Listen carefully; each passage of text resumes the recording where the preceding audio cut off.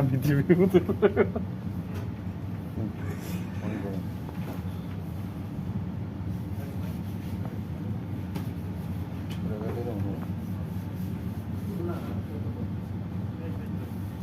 setting এলেন setting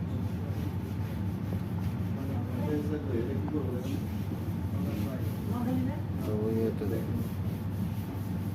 আবার শুনুন ডিভাইস এই ডিসপ্লে ডিসপ্লে আর গেছে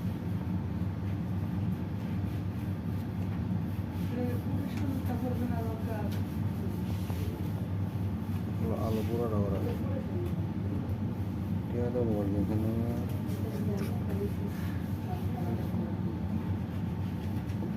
এটা 100% অপটিমাইজ